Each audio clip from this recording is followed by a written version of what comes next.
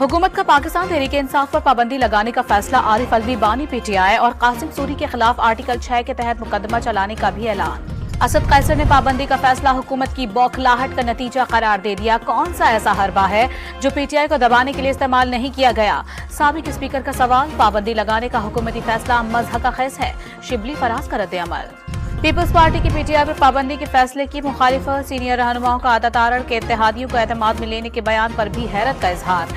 ANP ने हुकूमती फैसला बचकाना करार दे दिया।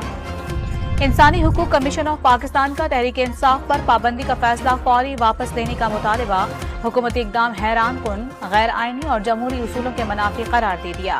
बानी पीटीआई 9 मई को जिना हाउस, अस्करी टावर और थाना शादमान जलाओ घिराव समेत कई मुकदमात में भी गिरफ्तार। 30 रोज के जिस्मानी रिमांड की दरखास्त दायर की जाएगी। 9 मई को जलाओ घिराव के केसेस में यास्मीन राशिद और सरफराज चीमा की जमानत मंजूर। लाहौर की इंसदाद दहशतगर्दी अदालत के जज अरशद जावेद ने फैसला सुना दिया।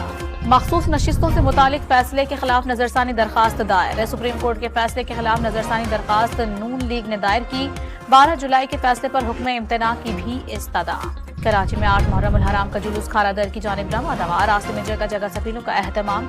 सिक्योरिटी के भी सख्त तरीन इंतजाम। लाहौर का जुलूस भी मुकर्रर रास्तों पर गामजन। अज़ादारों की नुहाखानी। लाहौर के इलाके शालीमार में 45 लाख रुपए की डकैती का ड्रॉप सीन। पुलिस ने मालिक से रकम हथियाने के लिए ड्रामा रचाने वाले 3 मुल्जिमान को गिरफ्तार कर लिया। 16 लाख रुपए बरामद। और कराची के मुख्तलिफ इलाकों में बारिश। मौसम खुशगवार। बहरिया टाउन, गुलशन मेमार, स्कीम 33 और नया नाजिमाबाद में बादल बरस पड़े।